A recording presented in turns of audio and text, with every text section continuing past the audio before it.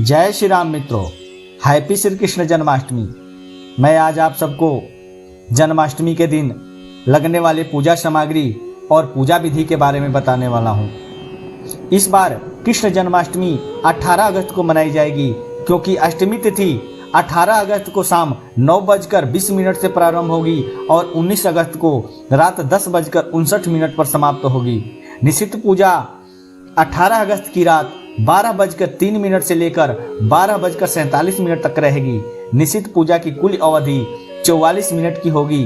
पारण 19 अगस्त को सुबह 5:52 के बाद होगा। मित्रों, आइए अब हम आपको श्री कृष्ण जन्माष्टमी के दिन जो पूजा सामग्री लगेगा उस पूजा सामग्री के बारे में बताता हूँ। भगवान कृष्ण के पूजा सामग्री में एक खीरा, एक चौकी, पीला साफ कपड़ा, बाल कृष्ण की मूर्ति, एक सिंहासन, पंचामृत, गंगा जल, दीपक, दही, शहद, दूध, घी, बाती, धूप बाती, गोकुलाष्ट चंदन, अक्षत में साबुत चावल होना चाहिए, तुलसी का पत्ता, माखन, मिश्री।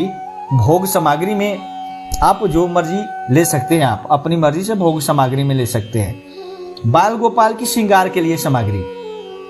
जब बाल गोपाल का जन्म हो जाएगा तो जन्म के बाद जो श्रृंगार की सामग्री लगेगी उसमें लगेगा इत्र, कान्हा के नए पीले वस्त्र, बांसुरी, मोरपंख, गले के लिए बैजंती माला, सिर के लिए मुकुट, हाथों के लिए चूड़ियां रखें। जन्म हो जाने के बाद बाल गोपाल का जन्म रात के 12 बजे के बाद होगा। सबसे पहले आप जब जन्म हो जाएगा तो सबसे पहले आप दूध से, उसके बाद दही से, फिर घी से, फिर शहद से स्नान कराएं। उसके बाद गंगा जल से अभिषेक कराएं। ऐसा शास्त्रों में वर्णित है, क्योंकि गंगा जल से स्नान कराना जरूरी है। स्नान कराने के बाद आप मन में भक्ति भाव रखते हुए बिल्कुल छोटे बच्चों की तरह उनको लंगोटी जरूर पहनानी चाहिए। जिन चीजों से बाल गोपाल का स्नान हुआ है उसे पंचामृत बोला जाता है। पंचामृत को प्रसाद के रूप में बांटा जाता है। फिर भगवान कृष्ण को नए वस्त्र पहनाएं। भगवान के जन्म के बाद मंगल गीत भी गाएं। श्री कृष्ण जी को आसन पर बैठाकर उनका श्रृंगार करना चाहिए। उनके हाथों में चूड़िया, गले में बैजंती माला पहनाएं। फिर उनके सिर पर मोर पंख लगा हुआ मुकुट पहनाएं और उनकी प्यारी बांसुरी उनके पास रख दे।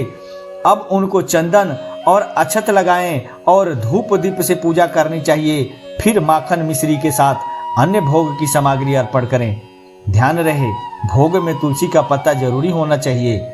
भगवान को झूला पर बैठाकर झूला झुलाएं और नंद के आनंद भयो जय कन्हैया लाल की गीत गाएं। साथ ही रात भर भगवान की पूजा करनी चाहिए। साथ में राम अवतार श्री राम स्तुति गाना चाहिए। मैं इस चैनल पर ऑलरेडी राम अवतार का वीडियो, राम अवतार के स्तुति का वीडियो बनाकर डाल रखा हूँ। आप जाकर उसे सुने और उसे याद करें और उसे जन्म के बाद गाएं। भगवान श्री कृष्ण आपका मंगल करेंगे और आपके जीवन में सुख शांति समृद्धि की प्राप्ति होगी।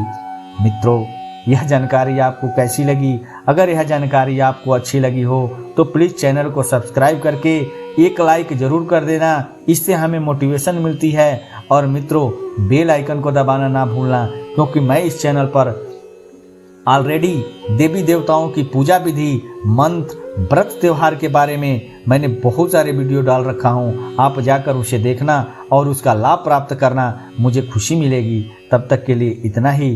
धन्यवाद।